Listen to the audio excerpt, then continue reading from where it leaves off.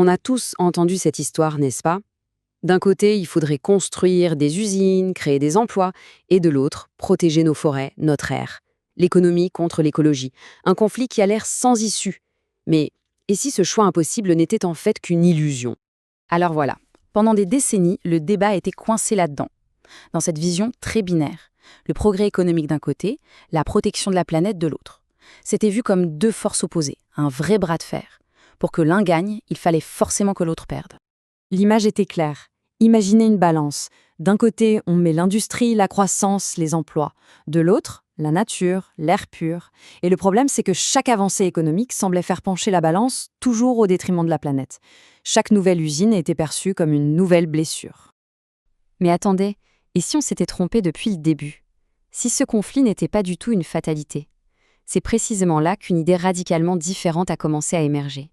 Une idée qui nous a obligés à repenser complètement ce qu'on entend par progrès. C'est la question qui a tout changé. Et si le développement de nos sociétés ne rimait pas forcément avec destruction? Et si la croissance économique pouvait en fait aller de pair avec la santé de notre planète? Rien que de poser la question, ça a ouvert la voie à un concept qui allait redéfinir notre avenir. Et voici la réponse, le développement durable. Cette définition, elle peut paraître un peu académique, mais en réalité, c'est bien plus qu'une simple phrase. C'est un changement total de perspective.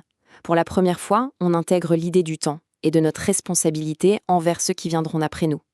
L'enjeu, ce n'est plus seulement de gérer le présent, c'est de garantir un avenir. Bon, c'est une belle idée, mais concrètement, on fait comment? Comment on passe de la théorie à la pratique? Eh bien, le secret, il tient en 3 piliers. 3 piliers qui sont connectés entre eux. C'est cette structure qui rend le développement durable concret et surtout réalisable. D'abord, le pilier environnemental.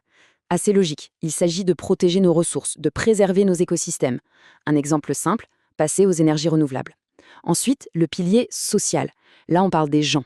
Il faut s'assurer que la société soit juste, équitable pour tout le monde. Par exemple, garantir un accès à l'éducation ou à la santé. Et enfin, le pilier économique. Bien sûr qu'il faut de la prospérité, mais, et c'est un grand mais, c'est une prospérité qui a une règle d'or, ne jamais nuire aux deux autres. Le commerce équitable en est un exemple parfait. Et voilà le point le plus important de tous. Ces 3 piliers ne fonctionnent pas chacun dans leur coin. Ils sont totalement dépendants les uns des autres. C'est un peu comme un tabouret à 3 pieds.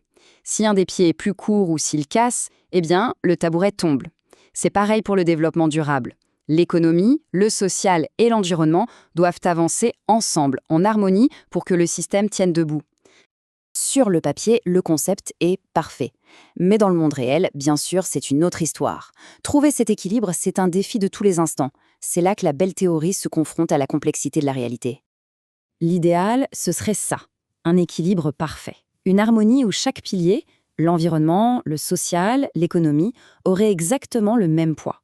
Mais la réalité est souvent bien différente. Dans beaucoup de décisions, un pilier, souvent l'économique, prend le dessus sur les autres. Réussir à atteindre cette harmonie, c'est sans doute le plus grand enjeu de notre siècle. Alors, quelle est la suite? Il faut bien voir que le développement durable, ce n'est pas juste une belle idée, c'est une feuille de route, c'est un plan pour l'avenir, un avenir que l'on doit impérativement construire tous ensemble. Et le temps presse. D'ici 2050, on sera près de 10 milliards d'humains sur cette planète. Ce chiffre, à lui seul, il donne le vertige et il montre l'ampleur du défi, comment répondre aux besoins de tout le monde sans détruire notre seule et unique maison. La réponse, elle se trouve exactement là, dans les principes du développement durable. La feuille de route, elle est donc là, sous nos yeux. Les principes sont posés. La question, ce n'est plus vraiment de savoir quoi faire, c'est de savoir comment on va le faire. Comment allons-nous, collectivement, nous emparer de ce plan pour bâtir un futur qui soit à la fois prospère, juste et en paix avec notre planète?